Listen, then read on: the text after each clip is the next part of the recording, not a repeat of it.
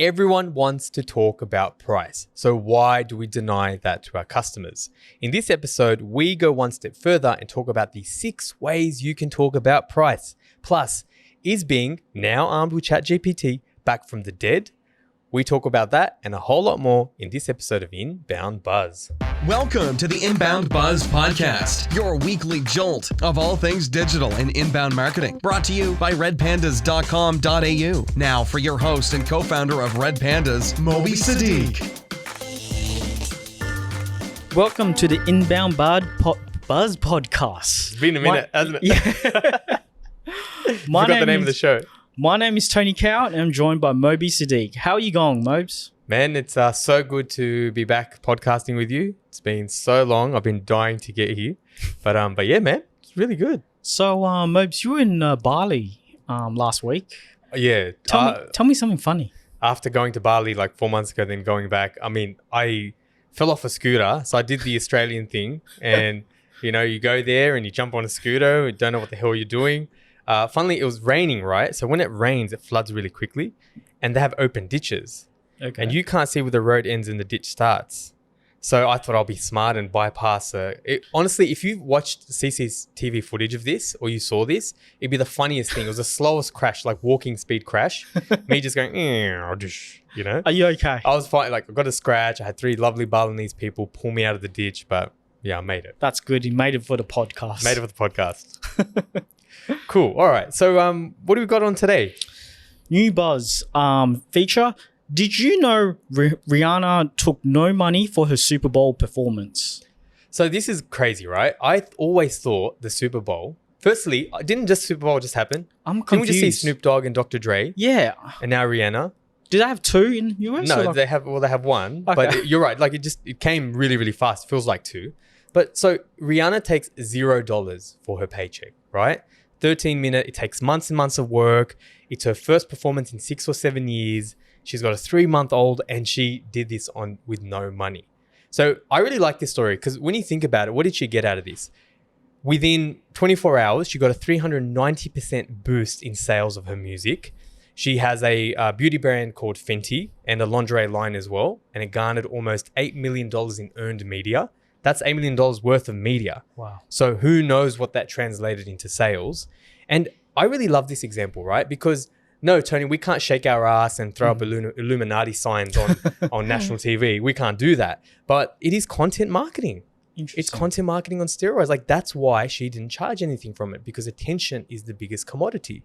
So if you're able to create content, sure, you're not going to shake your ass. But if you're able to create content, that is the number one form of marketing. So I love this little example as a metaphor of what us little content marketers can and should be doing and brands should be doing as well. Okay, so you don't get paid directly, but you get paid indirectly in the future. Yeah. You're not trying to, she wasn't trying, that's why she took $0. It was a 13-minute ad about her beauty products, about her lingerie products and her music, right? That's what it was. That's why I always say for B2B brands and some B2C brands, I say do webinars. If you get someone there for 20 minutes, they are watching a 20-minute ad of your stuff, right? Interesting. So, yeah. Love it. Moving on. AI is not against Google's guidelines. What is this about? So isn't this funny how the tables have turned, right? Literally a few episodes ago, we said that Google said, if you use AI content, you're going to get penalized. It's not good for SEO, right? This stuff came out. But now Google has changed its tune. So it's clarified that AI content is not against its guidelines, revising its previous stance on AI created material, how it will or won't be ranked in Google search. So what they've said is it's important to recognize that not all use of automation, including AI generation, is spam. Now, what a coincidence, right? They released their version, Bard, right? Google's Bard AI tool. And then they released this thing. Like, it's not a coincidence, man. Smart. It's smart because they can't promote a category that they're not linked to. But I mean, I love this story because they whipped around so many resources, poured hundreds of millions of dollars, got a competitor out, and now thought, shit, we actually have to build the category again. So, hey, it's okay for SEO. Yeah. So originally, I think back in the days, they didn't like AI generated content, right? And They then didn't like now, it. Yeah. like just conveniently, it's like, you know what, we're building our own and it's okay, you can use it. Yeah, it's a dog eat dog world in the world of business, right? When ChatGPT started blowing up, they didn't like that. So that's why there was more news of don't use AI content, be careful, right? So, I mean, honestly, Tony, it's common sense. So what does this mean? You should be using AI content. You know, we're already, for our clients, we've got actually, we'll link it in the show notes, redpandas.com.au/EP131. We'll link in the show notes. We have a Notion board, which is just like a list of resources. And we have like 15 sales and marketing user cases, right? So what we did is we didn't just get all the crap out there. Here's the list of 50 prompts, 60 prompts. We actually use them and try them with our clients. And we actually share this with our clients. So we'll share that. But the point there is like using AI, you can create outlines. Using ChatGPT, you can say, give me an outline. And there's an example if you check out the show notes. Using AI, not using AI, give me a article outline for a company selling membership software, for the benefits of membership software, which is one of our clients. And sure enough, it says H1, ... H2, ... So still use that stuff, be smart. I know our content manager is using it as well. Edit it, but don't go the whole way and just write something lazy, copy and paste it. You know, add some human personality to your content as well. I love that. And also on AI, Google's Bard AI bot mistake wipes $100 billion off shares. Wow. So this is really interesting, right? So what happened, Tony? They released an ad on Twitter to promote Google's Bard, right?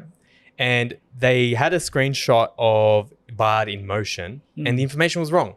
So I'm looking at it now. I got the screenshot in front of me. It said, what discoveries from the James Webb Space Telescope can I tell my 9-year-old about?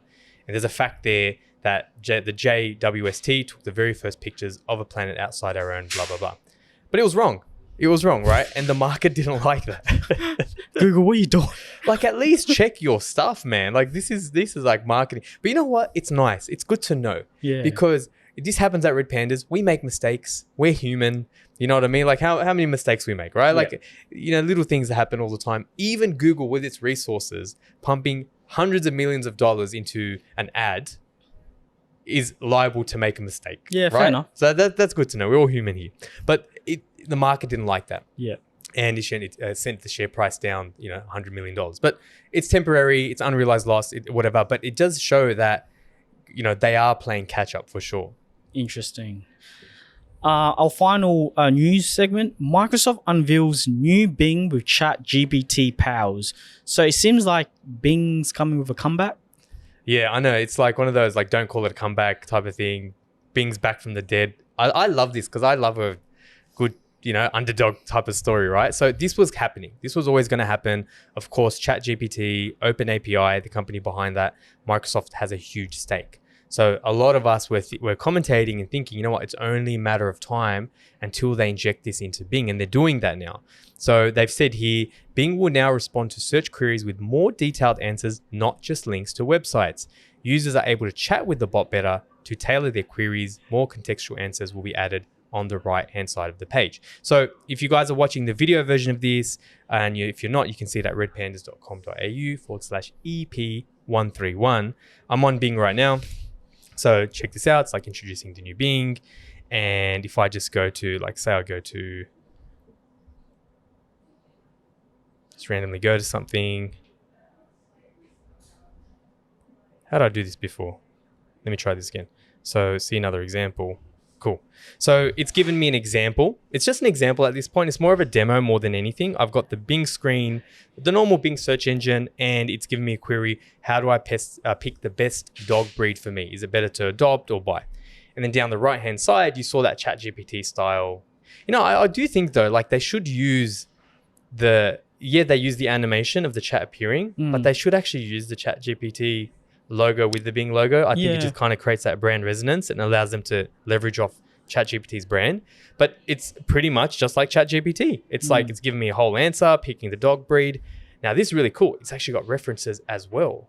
So all of a sudden now, like, Google doesn't have this. You can't search something on Google, get the answers in the middle, and then have, like, ChatGPT down the right-hand side. It's pretty cool. Interesting. I would like to know is 2 questions. Will this increase Bing's usage? And two, is this the end of the era for websites? If you're just going to go on to...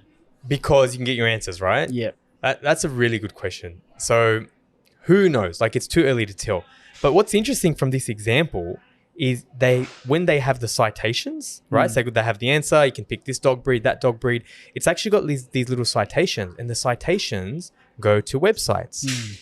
Now, remember when you and I were talking about this in the prep for the show, you're like, yeah, you know, who's going to go there? But like, if I was trying to pick a dog breed and I wanted more information, I'm going to go to that website. So I would actually say, like, in the long term, who knows, right? These tech companies will use websites until they don't need to. There's already reports out there that half of Google searches don't go to a page because you get the answers there. But for the short term, it seems that it is actually more of a business case to do your bloody content marketing.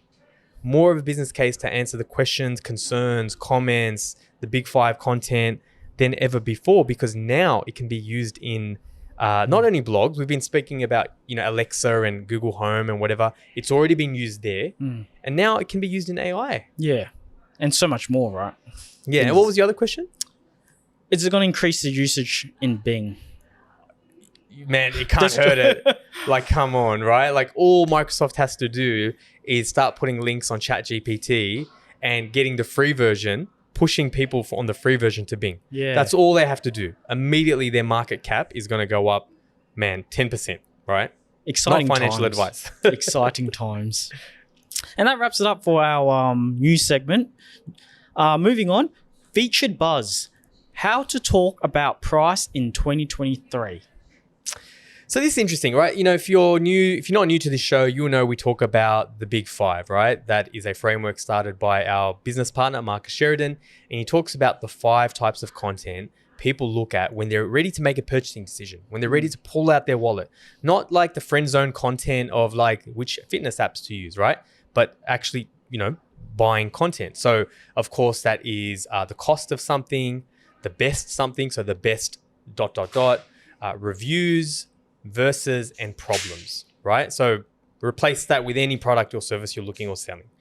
Now we talk a lot about cost, and on this show, we are huge proponents of talking about cost. And normally people think that's just the cost of your goods, cost of your products and your services. And that's a really, really good place to start, Tony, but it's actually a lot more than that. There's a lot more types of content or cost content that you should be talking about in 2023. And I thought I'd share some things. So, you know, full credit to Marcus Sheridan. He had a newsletter, and if you're not subscribed to it, you can go to Impact Plus and subscribe to it, where he actually talks about different applications. I thought we'd do that today. Fantastic.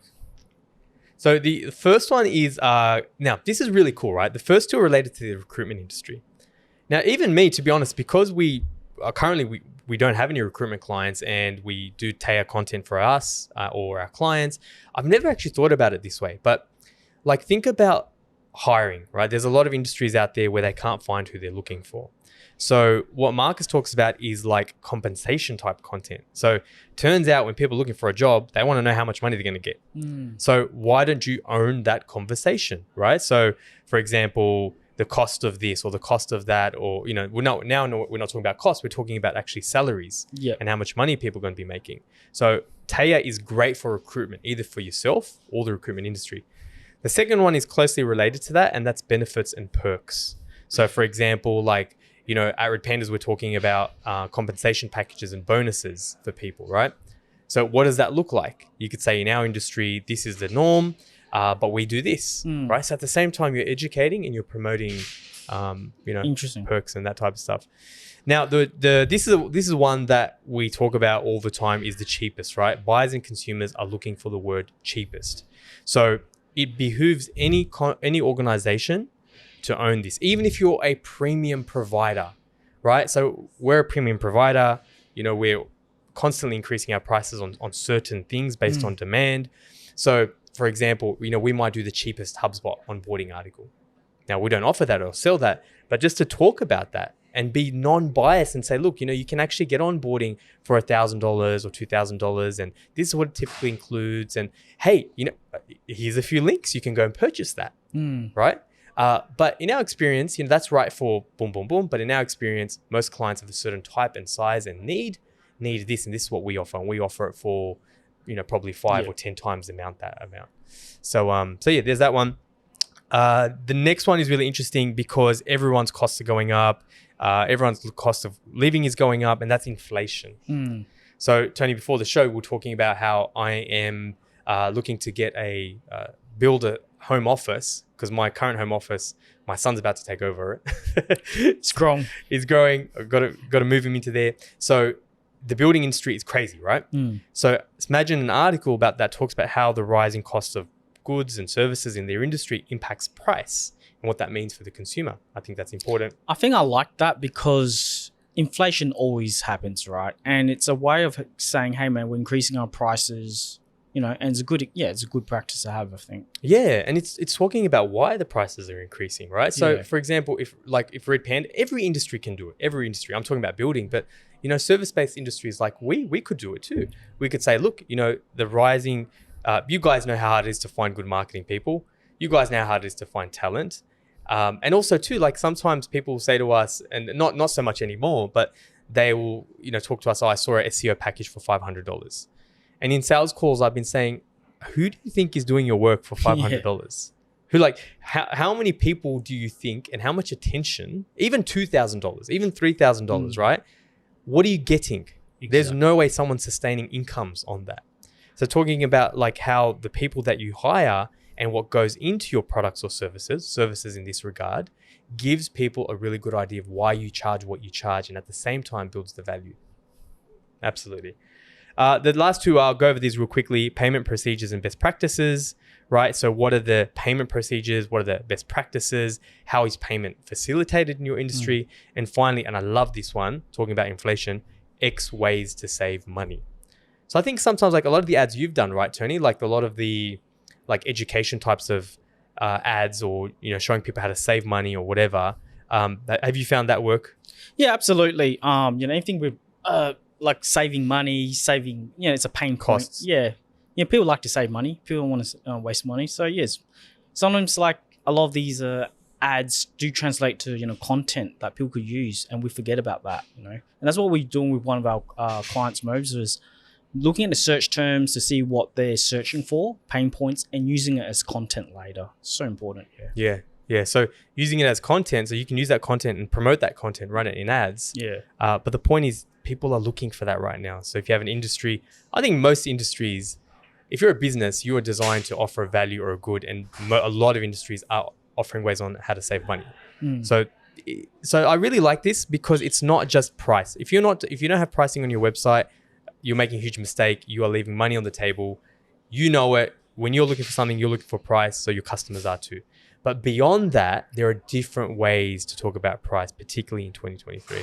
Also, I noticed like since we put our prices on our website Mobs, it saved you a lot of time, hasn't it? 100%. I don't get tire kickers anymore. Like you guys can check it out. We'll link it in the show notes actually, right? redpandas.com.au/pricing. All the pricing is there.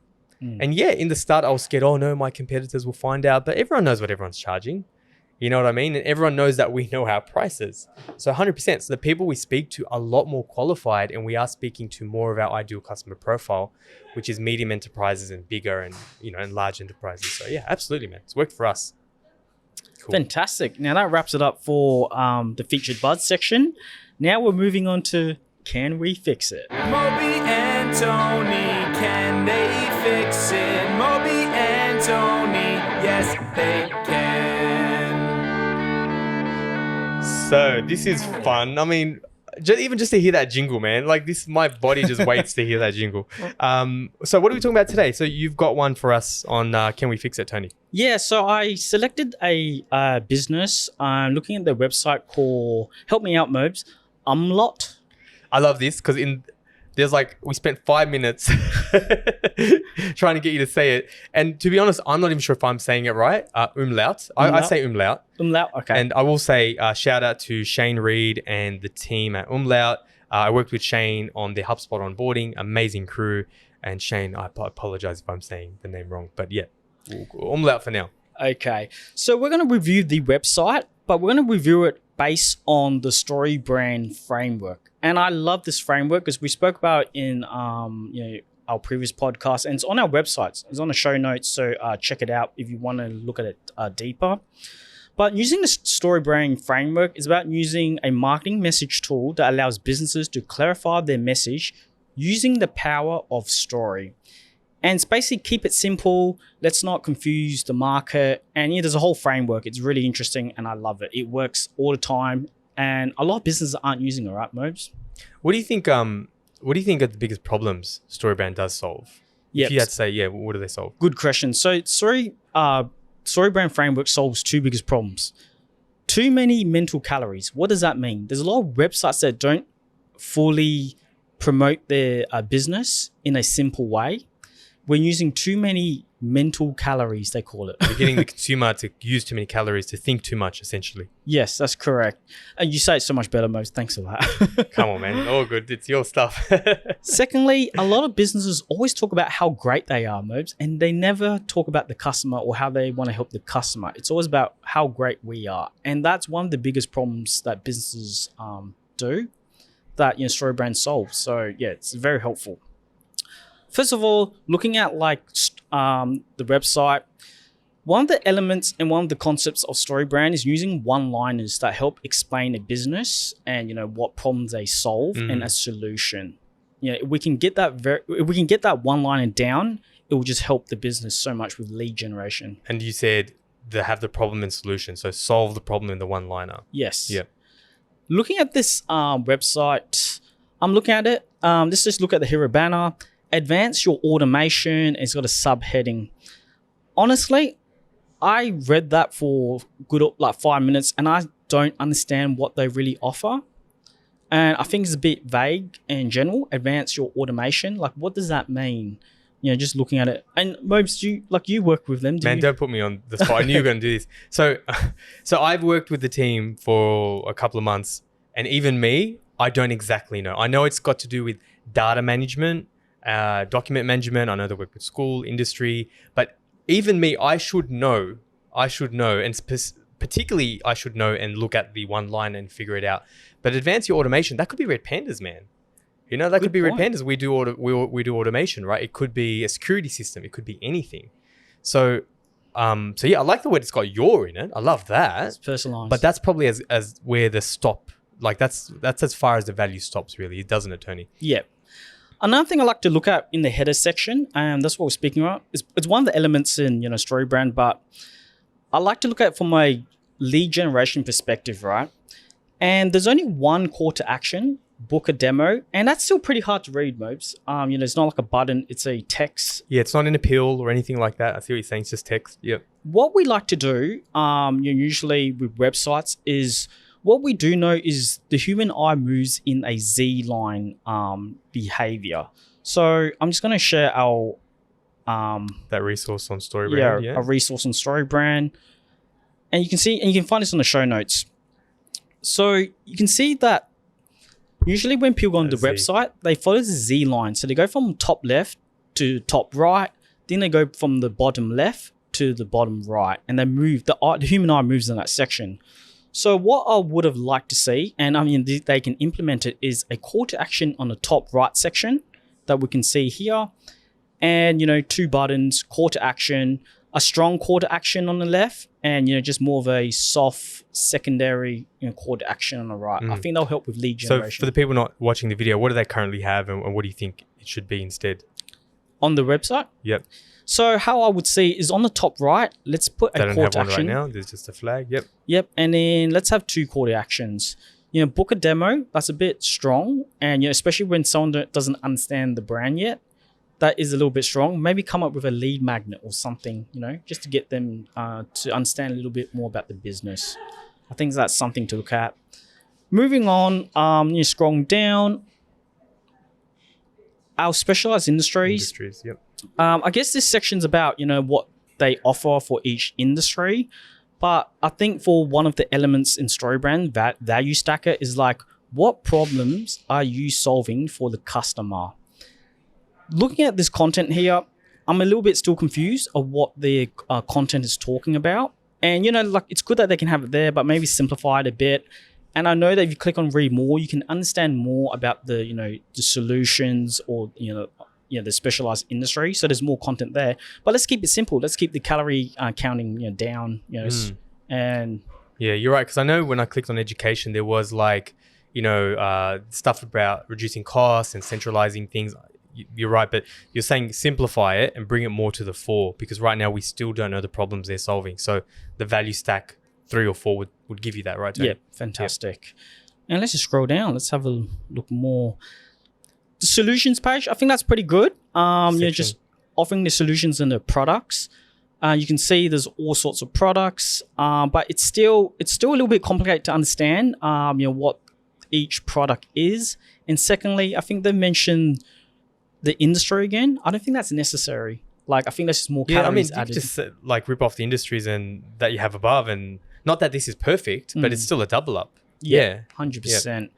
And I'll speak about later because maybe brought something up about a product selector, and we'll talk about that later. But I think that's interesting to have a look at.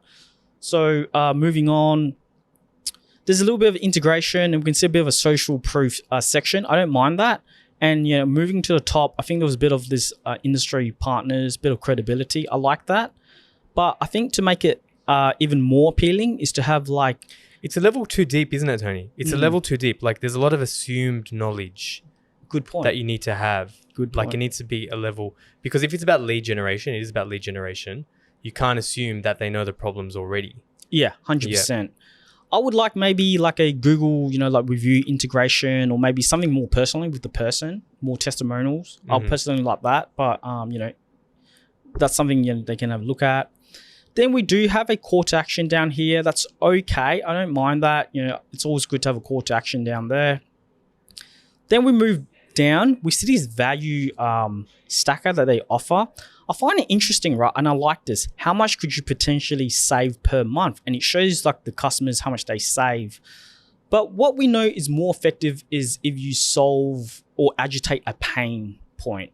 So imagine not just saying how much you could potentially save, but rephrase it. How much could you potentially lose? How much are you losing right now? That will hit I love that. It's the whole a painkiller sells a lot more than a vitamin. Yeah. So actually, yeah. So just agitate the pain. So it's just being a little bit more strategic with the content. But I love this section. I find it really smart.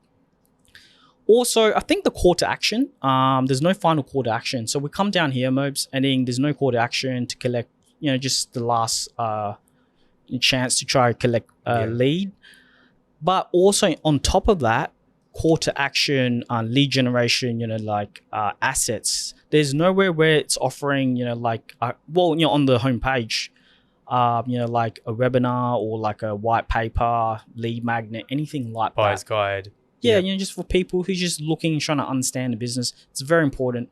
You could increase your lead generation by 20% just adding that in. But what you spoke about was a product selector, and we've done that for a few clients, and I love that because going back to their products, solutions. And that's not even all of them, but yeah. I think there's a better way of presenting it. And, because they got different industries, and then they got different products. There's so many different factors, and you can be smart about that, country Mobes. Yeah, so, you spot on. You nailed that. Like, they've got a lot of industries, and they've got a lot more than 4 products as well. So, like we said, it's a good site if it's only designed for people who know exactly what they're looking for. Which, knowing Shane and the team, they're trying to get leads here. They're trying to generate business.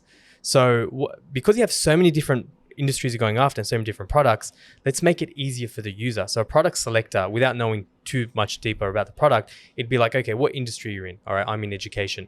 How many people do you have? What do these problems apply to? Yes or no? And then at the end, it spits you out, rather than giving them 8, 6, whatever, 4 things that don't make sense, like Connect, HS, Insight, AP tools. I know that's account payable tools, but all these different terms and brand names we're throwing at them, right? It would actually spit out and say, look, here are the 2 or 3 things we can help you with. I love that. It's more personalized, more customized. Yeah. And it just kind of whittles away all the different options, right? Because analysis by paralysis, paralysis by analysis is definitely happening on this website. 100% cool. But yeah, that's just my 2 cents about the... No, awesome. I'm sure the team will appreciate it. But I think that's all, Tony. It's been a big show back. It's really good to be here again. Yeah, excited for 2023 modes, huh? 100%. Bring it on. See you guys. Thanks for listening to Inbound Buzz. Learn anything? Return the favor by spreading the word. Want to make your mark in digital? Need help with your digital strategy, inbound, and marketing automation efforts? Then visit redpandas.com.au and be sure to tune in next time for another Inbound Buzz hit.